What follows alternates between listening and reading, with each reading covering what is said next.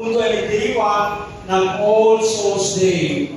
Tayo ay nagbibigay paggalang, sa pamilya natin na mga nauna na umuwi sa Panginoon. Naniniwala ba tayo sa lahat sa piling ng Diyos? Amen. Naniniwala parang iba, hindi ewan ko ba kung talaga sa piling ng Panginoon yun o saan ba napunta yun? Kung yan ay kumilala, tumanggap sa Panginoon bago managot ang kanyang huling hininga. Sabi ng Bible, kung sa nakapako sa krus, sabi niya sa Luke 24, Lord, remember me when you are in paradise. Ano sabi ng Lord? Today, you will be with me in paradise. Tingnan ko ba? Hindi sinabi ng Panginoon na mag-ornate ka muna. Magsisi ka muna ng kasalanan mo. Ikaw ay maglingkod muna sa akin. Hindi po, sabi ng Lord doon sa nakapako, doon sa krus, sa kaliwa at sa kanan. Sabi ng Panginoon, today, you will be with me in paradise. Tingnan mo ba? So, lagi po ito ay samahan niyo po ako sa pagbabasa ng salita ng Diyos. Ang ating pong topic ay relevant po na may kinalaman sa pagdiriwang ng buong mundo. Ang tinatawag ko na All Souls Day. At ang ating pong topic ay The Eternal Destiny of Man. So, tinatawag eternal. Eternal. Eternal Destiny of Man. So, meron mo tinatawag mo na pag sinabing eternal, walang hanggan. Walang hanggan. Walang hanggang patutunguhan ng tao o yung kanyang kahantungan. Alam natin na tao ay hindi po tayo permanente sa mundo nito. Naniniwala ko kayo doon?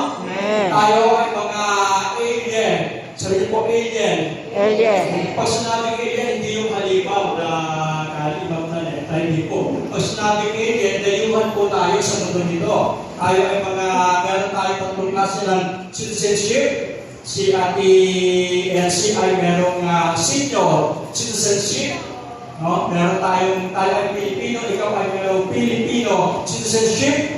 At tayo ay tagailangit dahil ito ay kumilala, tumanggap sa ating Panginoon. Meron kang heavens citizenship. Tama ba? So, yung ating pong citizenship kapag tayo kumilala na ng 60 years old. Pero ang katotohanan, meron tayong eternal destiny. Yung buhay po natin sa mundo nito ay hindi panghabang buhay. Tama ba? Kaya ayaw mo man, gustuhin mo man, si Hana ay tatanda rin. Tama ba? Ayaw mo man, gustuhin mo man, si Sia ay tatanda rin. Magiging magulang din tayo, magkakaanak, magkakaapo. Si Ate Elsie, kaya po na, at yung kanyang apo ay magkakaanak din. Magiging apo sa tuhod. At yung tuhod, magkakaanak. Magiging apo sa buong mula, buong buko. Uncle Dick. Buong buko din, apo sa alam-alakan. So, hindi mo kayang pagiging nyo. Tama ba? Magaya ng pagtanda. Hindi ba masabi ko ninyo? Ilan na ang puting buhok niyan? Kahit pagkalayan mo yan, talagang puputi yan. Kaya sabi ni Sharon Cuneta, kahit maputi ng kanyang buhok. Sabi ko ng Bible, sa Matthew 28, New Living Translation, sa mga uling araw po, pinanggit ng Panginoon, after na bagitin yung mga different kinds of parable. In Matthew 25, sabi ng New Living Translation Bible, they will go away into eternal punishment. Ano po ito? Ano po yung binabagay ng Lord that they will go away into eternal punishment? Ito po yung mga wicked people. Ito po yung mga tao na hindi kumikilala sa Diyos. Ito po yung mga tao na walang panahon sa Diyos. Kahit linggo ay nasa mga sabungan, nasa mall, naghahapon po ay gawa ng kita pa na nagiinuman Di ba? So dapat po respeto, di ba? Pagkala sa tradisyon. Although alam natin, ang kaluluwa ng tao ay hindi na ho bumabalik. Sabi ng Bible, merong fixed kasa. Mamaya, naalam po namin yun. Kapag namatay po ang tao, sabi ng 2 Corinthians chapter 5, verse 8, absent from the body, iiwan niya yung kanyang nakawang lupa, and he or she will present from in the Lord. So, meron tinatawag ko na pag-alis sa kanyang katawang lupa at siya ay hahanap sa hukuman ng Panginoon. Hebrews 9:7, it is appointed unto man to die once. Minsan na pumamatay ang tao, and sabi naman nila that judgment will come. Wala namang tinatawag ko na purgatorio. Langit or impyerno. Amen ba? Sabi ng Lord sa mga tao na mga makasalanan, they will go away into eternal punishment. Walang hanggang kaparusahan. Binabanggit ng Panginoon sa Matthew 25, yung mga different kinds of parables of the virgins, parables of the talents, parables of the sheep and goats. Ihiwalay yung mga sheep. Yung mga sheep po, sila yung mga righteous people. Yung binabanggit ng Lord, no? Yung mga taong nabuhay na meron pong tamang relasyon sa Panginoon. Yung mga taong nabuhay na lumalakad sa kalooban ng Diyos, sila yung mga sheep people, the righteous one. Pero yung mga taong na wicked, binabanggit ng Bible, ito yung mga taong kahit anong pag-share ng Word of God, hindi nila pinapansin. Kahit anong pag-i-invite sa kanila, wala silang pakialam. Di ba ng pandemic, kung kailan bawal ang religious gathering, tsaka naman dumami ang gusto ng church. Tama ba? Kasi nga po ayaw nilang mamatay, ayaw nilang maging abo, ayaw nilang mamatay agad, kaya sila nilapit sa Diyos. Ganun po ang tendency kasi. So, sabi ng Bible, yung mga wicked people, they will go unpunished. They will go into eternal punishment. But the righteous, ito po yung tinatawag ko ng mga sheep people, mga anak ng Lord. But the righteous will go into eternal life. So, dalawa po, no? Sabi niyo po, eternal punishment. Eternal Walang punishment. hanggang kaparusahan. Yan po yung binabanggit ng Bible, no? Na Hades, Sheol, Inferno, yan po yun. Pero naman, meron naman tinatawag ko ng eternal life. Yan naman po yung walang hanggang buhay. Sabi na po, totoo na nung magkasala sa iba't si Adan, hindi naman siya agad namatay. Tama ba? In the book of Genesis chapter 2, beginning verse 15, 16, 17, nung nilagay ng tao si Adan doon sa Garden of Eden, sabi ng Bible, binigyan ng authority ng pamahalaan lahat ng mga nilikha ng Diyos, mga hayop, mga halaman, puno, pinilagay sa pamamahala po ni Adam. Ano sabi ng Bible, sila nilagay si Adam ay nilagay sa Garden of Eden. Ang sabi ng verse 16, and the Lord God, Genesis chapter 2, verse 16, the Lord God commanded the man, you are free to eat from any tree in the garden. Pwede mong kainin anumang bunga ng punong kahoy doon sa Garden of Eden. But verse 17, basta natin ang malakas. 1, 2, 3. For when you eat from it, you will certainly die. Question. Namatay ba si Eva at si Adan nung kinain nila yung bunga ng punong kahoy? Hindi po. Napagkain nila ng mabuting masama. Hindi po. Namatay ba? No? Physically, hindi sila namatay. Kasi po, mayroong 3 kinds of death. Sabi niyo po, 3 kinds of death. 3 kinds of Una, death. yung tinatawag ko na nangyari kay Adan at saka Eva, sila po ay nakaiwalay sa presensya ng Diyos. Yan po yung tinatawag ko ng spiritual death. Maaaring sabi ng Ephesians chapter 2, buhay yung tao, but their spirit was dead. Sila ay lumalakad, kumakain, nag-aaral, tatrabaho, nakakausap mo, nakakasama natin, buhay sila physically, pero yung espiritu nila ay patay. At malibang mag-born again, mag-born in the spirit, tsaka lang sila magkakaroon ng koneksyon sa Diyos. Kaya nga tinatawag na born in the spirit. Pero malibang siya ay kumilala at tumanggap sa ating Panginoon, patay ang kanilang espiritu at malayo sa Diyos. Bakit po? They die spiritually. Yung pagkahiwalay sa Diyos. Pangalawang klase ng death ay physical death. Sabi po, physical death. Physical death. Physical death po ay kapag ang tao po ay namatay, maaaring aksidente, maaaring sakit at karamdaman. Yung anak ko ni Mr. P, Atienza, yung nasa krus ng Kalbaryo na pagninakaw, sabi ng Lord, hindi sila nagpaborn ka muna, sabi ng today, you will be with in paradise. At ikatlong klase ng kamatayan po yung eternal punishment. So yung walang hanggang pagkahiwanan at kaparusahan sa impyerno. At sabi ng Lord dito, sila ay hindi namatay physically, but they died spiritually. Inan mo ba? They endured the sentence of death. And the Lord God commanded the man, sabi niya, of every tree you may eat of the tree to eat. Pero hindi po nila sunod, sila ay nagkasala sa Diyos. At sabi daw, for in that day, Genesis chapter 2, in that day, verse 16 to 17, that you eat of it, you will surely die. Mamamatay kayo. Kaya sila ay napahiwalay. Si Adan at si Eva ay napahiwalay sa Diyos. Sabi nga natin, no? Ang sarap ng buhay ni Adan at ni Eva. Pag nagugutom sila, pipitas lang. Pipitas lang ng bunga ng punong kahoy kakain. So, hindi sila nagtatrabaho. Kaya alam niyo ba ang trabaho sa Bible ay first? Sumpa ang trabaho. Pero bawalan sa inyo po natin yan, no? Kailan po nagsimula ang trabaho sa Eva at si Adan? Kung sila ay sa buhay sa Diyos. Kaya ang sarap ng buhay ni Eva at Adan, sila ay hindi nagkakasala. Sabi nga natin, siguro hindi nagkasala sa Eva at Adan, kaya hay ang buhay natin. No? Hindi ka kailangan magpakapawis, maging hardworking. Kasi binibigay ng Lord, libre. Walang kapahagod-pagod.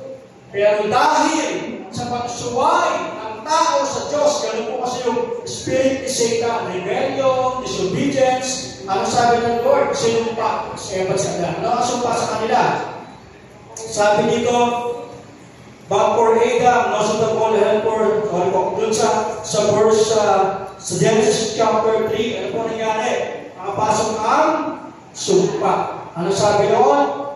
The man said, the woman you put here with me, she gave me some fruit of the tree and I ate it. And the Lord God said to the woman, what is this you have done? Yung babae, ang sinisisi ni Adan, kasi yung babae binigay mo sa akin. Binigyan ako ng pagkain na pinagbabawal. At anong nangyari? Dahil sabi ng Lord dito, the woman said, the serpent deceived me and I ate.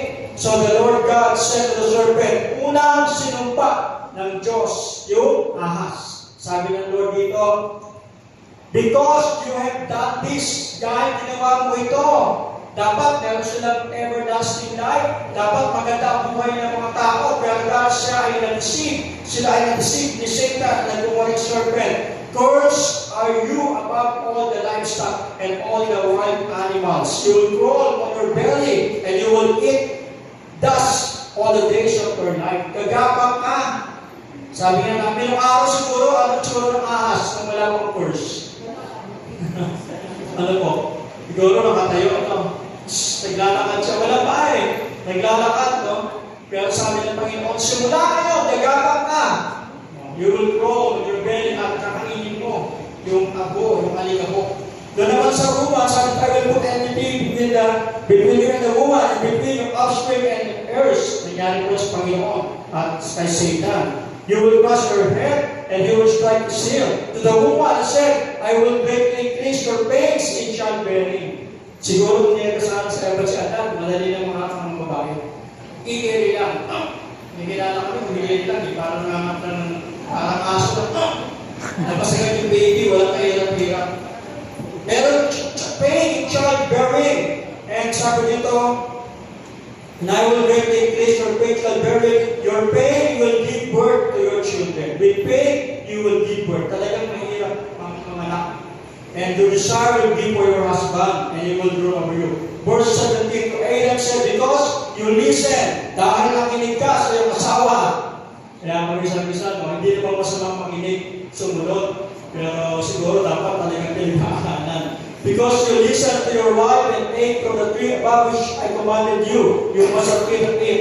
Ang sabi ng Lord, curse is the ground because of you. Sinumpa ang lupa dahil kay Adan na sumuway sa Diyos.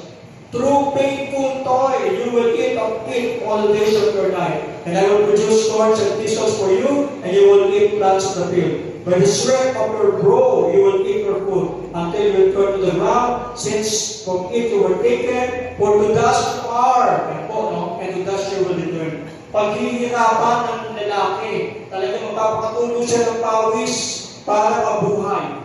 Kaya ang trabaho ko sa parang po na sininigasala ay part yan ng course, sumpa.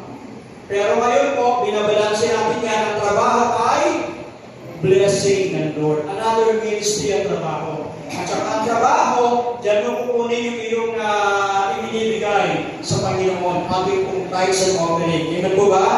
Sa panahon natin ngayon, ang trabaho ay pinagpala ng Lord. Si St. Paul po ay isang tent maker, nagtatrabaho, naghahanap buhay, sapagkat ibinibigay yung kanyang tithes para sa Lord. Amen po ba? So kapag binibigay mo yung tithes mo sa Panginoon, God will going to bless you. Amen? Pero pag hindi, wala akong blessing. Tama ba? At mankind has so been fascinated with the subject of life or death. Ang tao po ay nakatalaga para sa kamatayan. Sabi ng Ecclesiastes 3:11, yet God has made everything beautiful for its own time. Sabi ng Bible, beautiful. Sabi nyo, beautiful.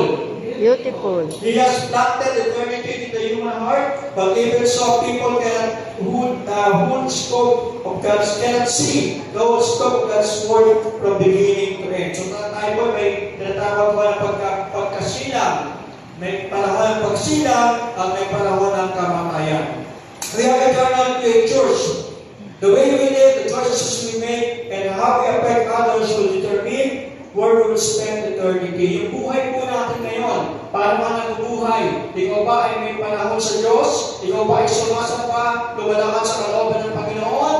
And tinigyan mo ang Lord bilang ito pagligtas, that you will spend your eternity in heaven, everlasting life. O ikaw yung tao na hindi ka naniniwala sa Diyos, hindi mo kinikilala ang Panginoon, at kahit anong turo ang ibigay sa iyo, binabaliwala mo. At ikaw ay nabubuhay dahil sa iyong kalayawan, bisyo, kayamanan, yung mga mayayaman po, sabi ng Bible, mahirap na pabilang sa kanya ng Diyos. Although hindi naman lahat, may mga mayayaman born again, tumutulong sa pagkapalawak ng kanya ng Diyos. Meron pong pagkakaiba, yung faith, sabi niyo po, faith. Faith spells F-A-T-E. Ano po yung faith? Kapalaran. Kapalaran. Faith. F-A-T-E. Faith. Yung po yung kapalaran. And destiny. Ano po yung destiny? Yun naman yung ating pong kahantungan. Sabi ng Bible, it is man's faith to die once. Kapalaran natin na tayo ay mamamatay. Tama ko ba? Ayaw naman, kung gusto rin natin, mamamatay po tayo lahat. Amen po ba? Ibang-ibang po ang itsura. May mga fetus, sa tiyan pa lang ng nanay, yung fetus, diba? Pinagputol yung kamay, tinaklamp yung ulo, ina-abort, no? Kaya naman natagpunin nyo, kung saan kanya napakapalan mo. Napakapalan mo. Iniyakan na Diyos ng buhay ka sa mundo nito. Amen po ba? Eh kung tayo ay mga fetus pa lang, sa tiyan ng nanay natin, at tayo ay in-abort na. Si Pastor Lilo po ay pinagtangkaan na ilaglag na aking pong nanay. Kung ilang lalaglasan ng pampalaglag na nabibili sa siya po, nagtatalon-talon pa para mawala dahil nagagalit ng mama ko sa papa ko dahil may other woman. Pero himala ng Diyos, nabuhay po si Pastor Lilo sa biyaya ng Panginoon. At ipong palapakan ng Panginoon, praise God. Buhay po tayong lahat normal. Ano ba? Yan ay himala ng Diyos. Amen. Hindi ako mamatay tayo sa kapalan ng nanay natin. Pero sabi rito, tayo ay may faith, tayo ay mamamatay. So may mga namamatay na 100 years old, may mga namamatay naman na bata pa. Sabi ng doktor, kung umabot ka ng 60 years old, yan ay blessing. 70, bonus na yan. Meron pa 70 pataas dito, taas ang kamay. Ayaw sa natin. Kaya ang pangyari, ang dalang dulang ang gawin natin, umamatay po tayo lahat. That is faith. F-A-T-E, kapalaran po yan. Tama ba? Hebrews 10:7, it is appointed to one to die once, and after that, judgment will come. So, meron po judgment na natawag. And which will determine his eternal destiny. Faith, like death is unavoidable. Hindi mo pwede kumasan ang kamatayan, ganun din po ating kapalaran. It is an appointment which every person must keep. You can't change faith. Hindi mo maiwasan ang kamatayan, but you can change your destiny. Tama ba? Ulitin ko po. You cannot change faith. Ang kapalaran natin, namamatay po tayo lahat, but you can change your destiny. O pwede kang pumili. Langit o impyerno. Saan mo gusto? Langit o impyerno? Sa Luke 16, sabi ng verse 26, meron pong kwento yung rich man and Lazarus. Sabi dito ni Lazarus, ni Abraham doon sa mayaman na gustong mapuntahin si Lazarus sa kanyang lugar, sa